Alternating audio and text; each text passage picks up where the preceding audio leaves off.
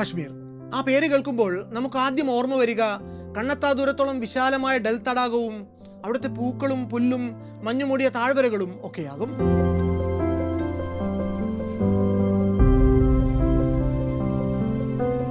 എന്നാൽ അതുമാത്രമായിരിക്കില്ല നമ്മുടെ ഓർമ്മകളിൽ തെളിയുന്ന കശ്മീരിന്റെ ചിത്രം. പെല്ലറ്റ് ഗണ്ണിനാൽ മുറിവേൽക്കപ്പെട്ട നിസ്സഹായരായ മനുഷ്യരുടെയും പല കാലങ്ങളിൽ അവിടെ നടന്നിട്ടുള്ള ഭീകരാക്രമണങ്ങളുടെയും ഒക്കെ ഭീതിപ്പെടുത്തുന്ന ദൃശ്യങ്ങൾ കൂടി കശ്മീർ എന്ന് കേൾക്കുമ്പോൾ പലരുടെയും ഓർമ്മകളിൽ തെളിയും.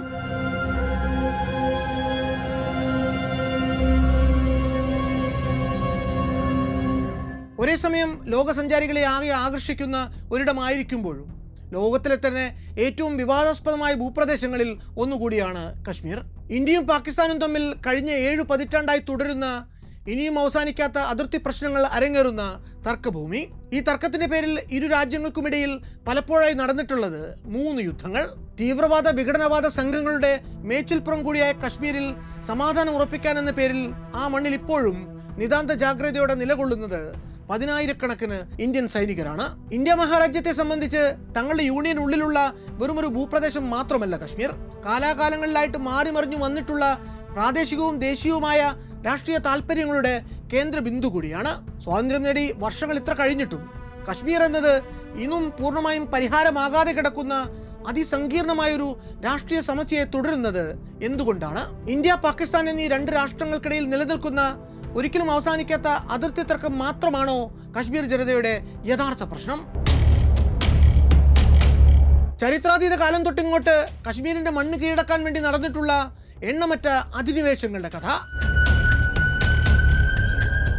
മതത്തിന്റെയും രാഷ്ട്രീയത്തിന്റെയും പേരിൽ കശ്മീർ താഴ്വരയിൽ നടന്നിട്ടുള്ള നിരന്തര സംഘർഷങ്ങളുടെയും ഗൂഢാലോചനകളുടെയും കഥ, അത് വല്ലാത്തൊരു കഥയാണ്.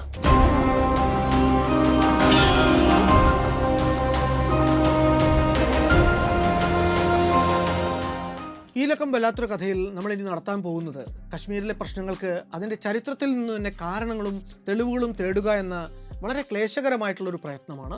നമുക്ക് മുന്നിലുള്ള ചരിത്ര വസ്തുതകളുടെ ബാഹുല്യം കാരണം അത് ഒരു ലക്കത്തിൽ ഒതുക്കി നിർത്താൻ ആയി എന്ന് വരില്ല. അതുകൊണ്ട് കശ്മീരിൻ്റെ കഥയെ നമുക്ക് കശ്മീർ സംസ്ഥാനത്തിൻ്റെ രൂപീകരണം വരെയുള്ള കഥ, അന്നു തൊട്ട് ഇന്നു വരെയുള്ള കഥ എന്ന് 2ആയി പകുക്കാം. അതിൻ്റെ ആദ്യ ഭാഗമാണ് ഈ ലക്കം. അതിലേക്കൊക്കെ വരുന്നതിന് മുമ്പ് കശ്മീർ വിഷയത്തിൽ ഏറെ പ്രസക്തമായ ഒരു നിരീക്ഷണം പങ്കുവയ്ക്കാം. ഇന്ത്യൻ യൂണിയനിലേക്കുള്ള കശ്മീരിൻ്റെ ലയനവുമായി ബന്ധപ്പെട്ട് പ്രശ്നങ്ങൾ ഉടലെടുത്തപ്പോൾ അവ പരിഹരിക്കാൻ വേണ്ടി നിയമിച്ച UN കമ്മീഷനിലെ പ്രധാന അംഗമായിരുന്നു ഷെയ്ഖ് മുഹമ്മദ് അബ്ദുള്ള. അന്ന് അദ്ദേഹം കശ്മീർ വിഷയം രമ്യമായി പരിഹരിക്കാൻ വേണ്ടി ഐക്യരാഷ്ട്രസഭ നിയോഗിച്ച United Nations commission for India and പാകിസ്ഥാന്റെ ഡെലിഗേറ്റ് ആയിട്ട് വന്ന ജോസഫ് കോർബലുമായിട്ട് നടത്തിയ സംഭാഷണത്തിൽ പറഞ്ഞിട്ടുള്ള ചില കാര്യങ്ങൾ ഡേഞ്ചർ ഇൻ കശ്മീർ എന്നതിൻ്റെ പുസ്തകത്തിൽ കോർബൽ പിന്നീട് എടുത്തെഴുതിയിട്ടുണ്ട്. അത് ഇപ്രകാരമാണ്: കശ്മീർ പ്രശ്നത്തിന് 4 പരിഹാരങ്ങളാണ് എനിക്ക് തോന്നുന്നത്. First or second, accession to India or Pakistan through a plebiscite. അതായത് കശ്മീരിൽ ഒരു ഹിതപരിശോധന നടത്തുക. കശ്മീർ പാകിസ്ഥാന്റെ ഭാഗമാകണോ അതോ ഇന്ത്യയുടെ ഭാഗമാകണോ എന്ന് അതിൽ വോട്ട് ചെയ്യുന്ന അവിടുത്തെ ജനങ്ങൾ തന്നെ തീരുമാനിക്കട്ടെ. പക്ഷേ അങ്ങനെയൊന്ന് നടത്തുമ്പോൾ അതിൻ്റെ സുതാര്യത ഉറപ്പിക്കാനോ ഇന്ത്യ പാകിസ്ഥാൻ എന്നീ രാജ്യങ്ങൾ അതിൻ്റെ ഫലം അംഗീകരിക്കാനോ ഉള്ള സാധ്യത വളരെ കുറവാണ് എന്നും കോർബൽ തൻ്റെ പുസ്തകത്തിൽ എഴുതുന്നു. 3ാമത്തെ മാർഗം എന്ന് പറയുന്നത് അയൽ രാജ്യങ്ങളുടെ സമ്മതത്തോടെയും സഹകരണത്തോടെയും കശ്മീർ സ്വതന്ത്രമായി അതിൻ്റെ കശ്മീരിയത്ത് സ്വത്വത്തിലൂന്നി നിലനിൽക്കുക എന്നതാണ്. എന്നാൽ അങ്ങനെ സ്വതന്ത്രമായിട്ട് കശ്മീരിന് എത്ര നാൾ നിലനിൽക്കാൻ സാധിക്കുമെന്നതും പ്രവചിക്കാനാവില്ല എന്ന് ഷേഖ് അബ്ദുള്ളയെ ഉദ്ധരിച്ചുകൊണ്ട് കോർബൽ എഴുതുന്നുണ്ട്. ഈ പറഞ്ഞ കശ്മീരിയത്ത് എന്നത് കശ്മീർ താഴ്വരയുടെ തനതായ സാമൂഹിക സാംസ്കാരിക പൈതൃകത്തെ സൂചിപ്പിക്കുന്ന ഒരു പദമാണ്. എക്കണോമിക് ആൻഡ് പൊളിറ്റിക്കൽ വീക്കിലിയുടെ 2013 ഏപ്രിൽ ലക്കത്തിൽ പ്രസിദ്ധീകരിച്ച the term Kashmiri nationalism of the 1970s എന്ന തന്റെ ലേഖനത്തിൽ ടോറു ടാക്ക് എഴുതിയിട്ടുള്ളത് സ്വതവേ മതനിരപേക്ഷമായിട്ടുള്ള കശ്മീർ ജനതയുടെ സോഷ്യോ കൾച്ചറൽ ഐഡന്റിറ്റിയെ സൂചിപ്പിക്കാനാണ് ഈ പദം ഉപയോഗിക്കുന്നത് എന്നാണ്. ഷെയ്ഖ് അബ്ദുള്ളയുടെ കൊച്ചുമകളും കശ്മീരി എഴുത്തുകാരിയും ഒക്ലഹോമയിൽ അധ്യാപികയുമായ നെയ്ല അലി ഖാൻ തൻ്റെ political and cultural richness of Kashmiriyat എന്ന ലേഖനത്തിൽ എഴുതുന്നതും അത് സാമൂഹിക നീതിയിലും സമത്വത്തിലും ഊന്നിയ ഒരു സങ്കല്പമാണ് എന്ന് തന്നെയാണ്. ഈ ലേഖനത്തിൽ ഷെയ്ഖ് അബ്ദുള്ള പറയുന്നത് ഇത് 3ഉമല്ലാതെ 4ാമതൊരു മാർഗമായിരിക്കും എല്ലാവരും ചേർന്ന് ചിലപ്പോൾ തിരഞ്ഞെടുക്കുക എന്നാണ്. അത് കശ്മീരിന് വേണ്ടി ഇന്ത്യയും പാകിസ്ഥാനും നിരന്തരം കലഹിച്ചുകൊണ്ടേയിരിക്കുക എന്നതാണ്. ആ കലഹത്തിന്റെ പേരിൽ അവിടുത്തെ ജനത അനുഭവിക്കുക എന്നതാണ്. ഷെയ്ഖ് അബ്ദുള്ള ഉള്ളിലൊരൽപ്പം അമർഷത്തോടെയും സങ്കടത്തോടെയും അന്ന് പറഞ്ഞു വെച്ച കാര്യങ്ങൾ യാഥാർത്ഥ്യമാകാൻ പക്ഷേ ഏറെ സമയമൊന്നും വേണ്ടി വന്നില്ല. കശ്മീർ ഇന്നും ഒരു കലഹഭൂമിയായി തന്നെ തുടരുകയാണ്. കശ്മീരിന്റെ ഹൃദയം സത്യത്തിൽ ആർക്കൊപ്പമാണ്, അത് ആരുടേതാണ്, അത് ആരുടേതായിരുന്നു എന്നൊക്കെ അറിയണമെങ്കിൽ കുറച്ചധിക കാലം നമുക്ക് പുറകോട്ട് സഞ്ചരിക്കേണ്ടതായി വരും. എല്ലാ നാടിനും അതിൻ്റെതായിട്ടുള്ളൊരു ചരിത്രമുണ്ടാവും. കശ്മീരിനുമുണ്ട് അങ്ങനെ ഒരു ചരിത്രം. നിരന്തരമായി മാറ്റങ്ങൾക്ക് വിധേയമായി കൊണ്ടിരുന്ന ആ നാടിന്റെ ഭൂതകാലം, ആ മണ്ണിലേക്ക് ഇടമുറിയാതെ നടന്നിട്ടുള്ള അധിനിവേശങ്ങളുടെ കൂടി ചരിത്രമാണ്. കശ്മീരിന്റെ ചരിത്രം ഉൾക്കൊള്ളുന്ന ഏറ്റവും പുരാതനമായ റഫറൻസ് ഗ്രന്ഥങ്ങളിലൊന്ന് 11ാം നൂറ്റാണ്ടിൽ ജീവിച്ചിരുന്ന കൽഹനന്റെ പദ്യരൂപത്തിലുള്ള രാജതരംഗിണി എന്ന ചരിത്രാഖ്യായികയാണ്. ഈ ഒരു കൃതിയുടെ വിവർത്തകനായ M.A. സ്റ്റെയിൻ കശ്മീർ ചരിത്ര വായനയുടെ കാര്യത്തിൽ ഏറ്റവും വലിയ അനുകൂല ഘടകമായിട്ട് പറയുന്ന ഒരു കാര്യമുണ്ട്. അത് കൃത്യമായ ചരിത്ര രേഖകളുടെ ലഭ്യതയാണ്. അതായത് അതാത് കാലഘട്ടത്തിൽ കശ്മീരിൽ ജീവിച്ചിരുന്നവരും അവിടെ വന്നു പോയിട്ടുള്ളവരും ആ പ്രദേശത്തെ നോക്കിക്കണ്ടവരും കശ്മീരിൽ ഉണ്ടായിട്ടുള്ള ഓരോ മാറ്റങ്ങളെയും കൃത്യമായി രേഖപ്പെടുത്തി വെക്കാൻ ശ്രദ്ധിച്ചിരുന്നു എന്നതാണ്. അതുകൊണ്ട് ചരിത്ര വസ്തുതകളുടെ ബലത്തിലല്ലാതെ കശ്മീരിന്റെ കഥ പറയുകയാണെങ്കിൽ അത് കല്ലുകടിയായി തീരും എന്നുറപ്പാണ്. ഈ പറഞ്ഞത് നമ്മൾ ഇനി അങ്ങോട്ട് പരാമർശിക്കാൻ പോകുന്ന ഓരോ കാര്യങ്ങൾക്കും ബാധകമാണ്. പർവ്വതങ്ങൾക്കിടയിൽ കിടക്കുന്ന കശ്മീർ എന്ന ഭൂപ്രദേശം ജനവാസയോഗ്യമായി തീർന്നതിനു പിന്നിൽ പല കഥകളുമുണ്ട്. നീലമാതാ പുരാണത്തിൽ പറയുന്ന അത്തരത്തിലൊരു കഥ ഐതിഹ്യമാണ് എങ്കിൽ കൂടി രാജതരംഗിണി എഴുതുന്ന ഘട്ടത്തിൽ കൽഹനൻ പോലും പരാമർശിച്ചു പോയിട്ടുള്ളതാണ്. ആ കഥ ഇങ്ങനെയാണ്. സതീസ്തരം എന്ന ഒരു വലിയ തടാകത്തിൽ ജലോത്ഭവൻ എന്നൊരു ഭീകരനായ അസുരൻ പാർത്തിരുന്നു. തടാകത്തിലൂടെ തോണിയിൽ പോകുന്നവരെല്ലാം അവൻ മുക്കിക്കൊല്ലും. ഈ ജലോത്ഭവന്റെ ശല്യം അതിരുവിട്ടതോടെ കശ്യപൻ എന്നൊരു മഹർഷി അവന് വധിക്കാൻ ഒരുമ്പെടുന്നു. അദ്ദേഹം നാഗങ്ങളുടെ അധിപനായ അനന്തനെ കൊണ്ട് തടാകത്തിലെ വെള്ളം മുഴുവൻ കുടിച്ചു വറ്റിച്ച് ജലോത്ഭവനെ വധിച്ചുവെന്നും അങ്ങനെ രൂപം കൊണ്ട താഴ്വരയ്ക്ക് കശ്യപനോടുള്ള ബഹുമാന സൂചകമായി കശ്യപമീര എന്ന് പേരിട്ടു എന്നുമാണ് കഥ. ഈ കശ്യപമീര ലോപിച്ചാണ് പിന്നീട് കശ്മീർ ആയതത്രേ. കശ്യപന്റെ പിൻഗാമികളായ ബ്രാഹ്മണർക്ക് തുടക്കത്തിൽ ആ പ്രദേശത്ത് പ്രത്യേകമായ ആധിപത്യം ഉണ്ടായിരുന്നുവെന്ന് നീലമാതാ പുരാണത്തെ പറ്റിയും കശ്മീരിലെ സാമൂഹിക പശ്ചാത്തലത്തെക്കുറിച്ചും പഠിക്കാൻ ശ്രമിച്ചിട്ടുള്ള സുമൻ ജംവാളും പറയുന്നുണ്ട്. സത്യത്തിൽ ഇന്ത്യൻ ഉപഭൂഖണ്ഡത്തിലെ പല സ്ഥലങ്ങളുടെയും ഉദയവുമായി ബന്ധപ്പെടുത്തിക്കൊണ്ട് ഇത്തരത്തിലുള്ള ബ്രാഹ്മണിക്കൽ മിത്തുകൾ നിലവിലുണ്ട്. കേരളത്തെ പരശുരാമൻ മഴുവറിഞ്ഞ് കടലിൽ നിന്ന് വീണ്ടെടുത്തതാണ് എന്നുള്ള കഥ തന്നെ അതിനൊരു ഉദാഹരണമാണ്. പക്ഷേ ഈ പറഞ്ഞതിനൊന്നും തന്നെ മിത്തിനപ്പുറം ഒരു പ്രസക്തി ഇല്ല എന്നതും നമ്മൾ പറഞ്ഞു വെക്കേണ്ടതുണ്ട്. ആദിമകാലത്ത് അലഞ്ഞു തിരിഞ്ഞ് നടന്നിരുന്ന മനുഷ്യർ അതിൽ നിന്നും മാറി കാർഷിക വൃത്തിയിലേക്ക് കടന്നതിൻ്റെ ആദ്യ തെളിവുകൾ ഗവേഷകർക്ക് ലഭിക്കുന്നത് പോലും കശ്മീർ താഴ്വരകളിലും പരിസര പ്രദേശങ്ങളിൽ നിന്നുമാണ്. ബർസാഹോം, ഗുഫ്ക്രാൾ, ഗുർഹോം തുടങ്ങിയ കശ്മീരിലെ ആർക്കിയോളജിക്കൽ സൈറ്റുകളൊക്കെ തന്നെ അവിടുന്ന് ലഭിച്ച നവീന ശിലായുഗത്തിൻ്റെ അവശേഷിപ്പുകൾ കൊണ്ട് പ്രസിദ്ധമാണ്. ഹോം അല്ലെങ്കിൽ ഹോമ എന്നൊക്കെ അവസാനിക്കുന്ന സ്ഥലപ്പേരുകൾ വന്നിട്ടുള്ളത് തീയുമായിട്ടുള്ള ബന്ധം സൂചിപ്പിക്കാനാണ് എന്നാണ് ഭാഷാ പണ്ഡിതരുടെയും കൾച്ചറൽ ഹിസ്റ്റോറിയൻസിൻ്റെയും അഭിപ്രായം. കശ്മീരിലെ ജനത കൃഷിയിലേക്ക് തിരിയുന്നതിൽ ജലം നദിക്ക് കാര്യമായ പങ്കുണ്ട്. വർഷത്തിൽ പലതവണ ഈ നദി കരകവിഞ്ഞൊഴുകി പ്രളയമുണ്ടാക്കാറുണ്ട്. പ്രളയാനന്തരം വെള്ളമൊഴിഞ്ഞു പോകുമ്പോൾ നദിക്കര അങ്ങേയറ്റം ഫലഭൂയിഷ്ടമായ ധാതു സാന്നിധ്യം ഏറെയുള്ള എക്കൽ മണ്ണുകൊണ്ട് നിറയും. അതോടെ അവിടം കൃഷിക്ക് എന്തുകൊണ്ടും പറ്റിയ ഒന്നായിട്ട് മാറും. എന്നാൽ അതേസമയം വർഷത്തിൽ പലതവണ നദിക്കരയിലെ വെള്ളം പൊങ്ങിയിരുന്നതുകൊണ്ട് ജനം താമസം കരയിൽ നിന്ന് കുറെ കൂടി ഉയരത്തിലുള്ള കരേവ എന്നറിയപ്പെടുന്ന മേൽത്തട്ടുകളിലേക്ക് മാറ്റുന്നുമുണ്ട്. ഇക്കാലത്ത് കശ്മീരികൾ കഴിഞ്ഞിരുന്നത് കോട്ട എന്ന് വിളിച്ചിരുന്ന പിറ്റ് ഹൗസുകൾ അഥവാ കുഴിവീടുകളിലാണ്. ഈ കുഴിവീടുകളുടെ ശേഷിപ്പുകൾ ബർസാഹോമിൽ നിന്ന് പിന്നീട് ആർക്കിയോളജിസ്റ്റുകൾ കണ്ടെടുത്തിട്ടുണ്ട്. മണ്ണിനടിയിലേക്ക് 3 അടി താഴ്ത്തിയിറക്കുന്ന ഈ വീടുകൾ തറനിരപ്പിൽ നിന്നും ഏതാണ്ട് 3-4 അടിയോളം ഉയർന്നു തന്നെ നിൽക്കും. എച്ച്.എൻ. കൗവിന്റെ പര്യവേഷണ റിപ്പോർട്ടുകളിൽ ഇത്തരം കുഴിവീടുകളെ കുറിച്ചുള്ള പരാമർശങ്ങൾ നമുക്ക് കാണാനാകും. അതുപോലെ ഇക്കാലത്തെ കശ്മീരികൾക്ക് മധ്യേഷ്യയുമായിട്ട് വ്യാപാര ബന്ധങ്ങളും ഉണ്ടായിരുന്നു. സത്യത്തിൽ കശ്മീരിലേക്ക് ആദ്യം അധിവസിക്കാൻ എത്തിയത് BC 2920 കാലത്ത് മധ്യേഷ്യയിലെ നിയോലിത്തിക് കമ്മ്യൂണിറ്റിയിൽ നിന്നുള്ളവരായിരുന്നു എന്നാണ് മറ്റൊരു നിരീക്ഷണം.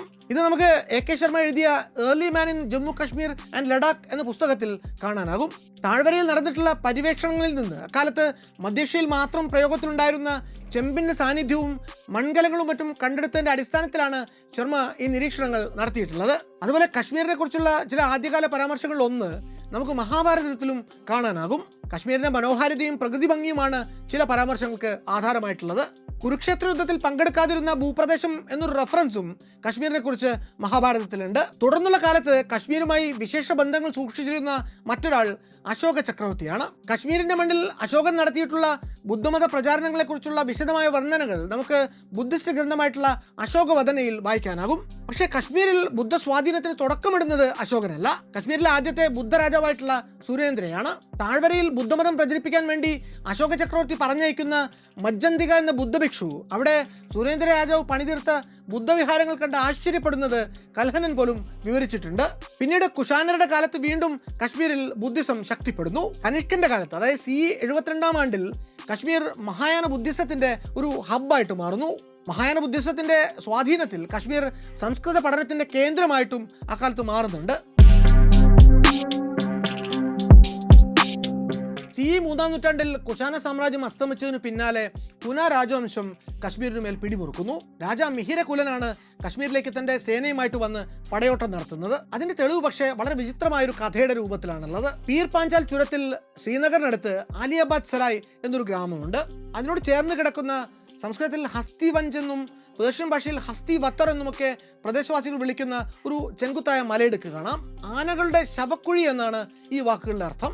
ഇതുമായി ബന്ധപ്പെട്ടുകൊണ്ട് കൽഹനന്റെ രാജതരംഗിണിയിലും അബു ഫസലിന്റെ ഐനെ അക്ബറിയിലും നമുക്ക് കണ്ടെത്താനാവുന്ന ഒരു കഥയുടെ ഏകദേശ രൂപം ഇങ്ങനെയാണ്. പീർപാഞ്ചൽ പാസിലൂടെ തന്റെ സൈന്യത്തെയും നയിച്ചുകൊണ്ട് കടന്നു പോവുകയായിരുന്നു മിഹിരകുലൻ. പെട്ടെന്ന് അദ്ദേഹത്തിന്റെ സൈന്യത്തിൽ ഒരു ആന കാല് തെറ്റി കൊക്കയിലേക്ക് മറിഞ്ഞു വീഴുന്നു.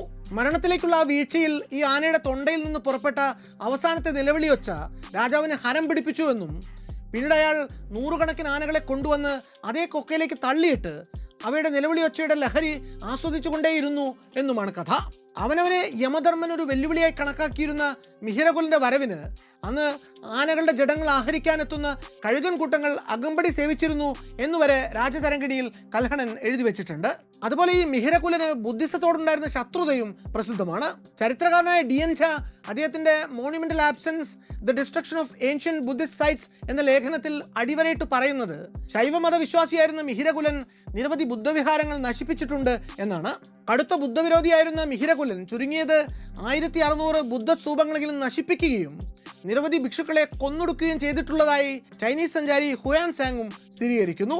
കശ്മീരിൽ ഹുര രാജവംശത്തിന്റെ വാഴ്ചയ്ക്ക് ഒരു അവസാനം ഉണ്ടാകുന്നത് CE 7-ാം നൂറ്റാണ്ടിൽ കാർക്കോട രാജവംശത്തിൽപ്പെട്ട ദുർലഭവർമ്മൻ എന്ന രാജാവ് കശ്മീരിൽ അധികാരത്തിലേറുന്നതോടെയാണ്. ഈ ദുർലഭവർമ്മന്റെ കാലത്ത് കശ്മീരിൽ ബ്രാഹ്മണർ കാര്യമായി ഉദ്ധരിക്കപ്പെടുകയും ഹിന്ദുമതത്തിന് താഴ്വരയിൽ കാര്യമായിട്ടുള്ള പ്രചാരം സിദ്ധിക്കുകയും ചെയ്യുന്നുണ്ട്. 9-ാം നൂറ്റാണ്ട് വരെ താഴ്വര ഭരിച്ച കാർക്കോട രാജവംശം ഉത്പല ഡൈനാസ്റ്റിയിലെ അവന്തിവർമ്മൻ അധികാരത്തിലെത്തിയതോടെയാണ് അസ്തമിക്കുന്നത്. CE 9-ാം നൂറ്റാണ്ടോടുകൂടി കശ്മീർ ജനത പുതിയൊരു ജീവിതശൈലി അവലംബിക്കാൻ ആരംഭിക്കുന്നു. താഴ്വരയിൽ ബുദ്ധമതത്തിന്റെ അവശേഷിപ്പുകൾ നിലനിൽക്കുമ്പോൾ തന്നെ തെക്കേ ഇന്ത്യയിൽ നിലനിന്നിരുന്ന ശൈവ സിദ്ധാന്തത്തോട് ആകൃഷ്ടരായി ശൈവിസത്തിലേക്ക് കടക്കാൻ അവിടുത്തെ ജനമെടുക്കുന്ന ഉറച്ച തീരുമാനമായിരുന്നു അത്. കശ്മീരിലെ ശൈവിസത്തിന്റെ പിതാവായിട്ട് ചരിത്രകാരന്മാർ കണക്കാക്കുന്നത് വസുഗുപ്തനെയാണ്. എന്നാൽ അക്കാര്യത്തിൽ വസുഗുപ്തനേക്കാൾ പ്രസിദ്ധി കിട്ടിയിട്ടുള്ളത് അഭിനവഗുപ്തനാണ്. ശിവസൂത്ര എന്ന വസുഗുപ്തന്റെ കൃതിയെയാണ് കശ്മീർ ശൈവിസത്തിന്റെ അടിസ്ഥാന ഗ്രന്ഥമായിട്ട് കണക്കാക്കുന്നത് എങ്കിലും അഭിനവഗുപ്തനാണ് കശ്മീരിൽ യഥാർത്ഥത്തിൽ ശൈവിസത്തിന് ഏറെ പ്രചാരം നൽകിയത്. ത്രിക എന്ന ശൈവ ആശയം കശ്മീരിൽ വേരുറയ്ക്കുന്നതിൽ മുഖ്യ പങ്ക് വഹിച്ചിട്ടുള്ളത് ഈ അഭിനവഗുപ്തനാണ്. ഉത്പല രാജവംശത്തിലെ ക്ഷേമഗുപ്തൻ എന്ന അവസാന രാജാവ് കൽഹനൻ ദുർബലൻ എന്ന് വിശേഷിപ്പിച്ചിട്ടുള്ള ഒരു ഭരണാധികാരിയാണ്. അദ്ദേഹം വിവാഹം കഴിച്ചത് ലോഹാര രാജവംശത്തിലെ സിംഹരാജന്റെ പുത്രി ദിദ്ദയെയാണ്. ഈ ക്ഷേമഗുപ്തൻ അകാലത്തിൽ കാലം ചെയ്തപ്പോൾ അവിചാരിതമായി അധികാരത്തിലേറാനുള്ള യോഗം ദിദ്ദ റാണിക്ക് ഉണ്ടാകുന്നു. ഉത്തരാധികാരിയായിട്ടുള്ള യുവരാജാവ് മകൻ അഭിമന്യു രണ്ടാമന്റെ റീജന്റ് റാണി ആയിട്ടായിരുന്നു ഈ നിയോഗം. സ്വന്തം അധികാരം ഉറപ്പിക്കാൻ വേണ്ടി ഭർത്താവിന്റെ സകല ബന്ധുക്കളെയും ഉന്മൂലനം ചെയ്തു എന്ന കുപ്രസിദ്ധി കൂടി ദിദ്ദ റാണിക്ക് സ്വന്തമാണ്. എന്നാൽ ഈ മകനും അച്ഛനെ പോലെ അകാലത്തിൽ മരണപ്പെട്ടതോടുകൂടി റാണിക്ക് അധികാരം നഷ്ടമാകുന്നു.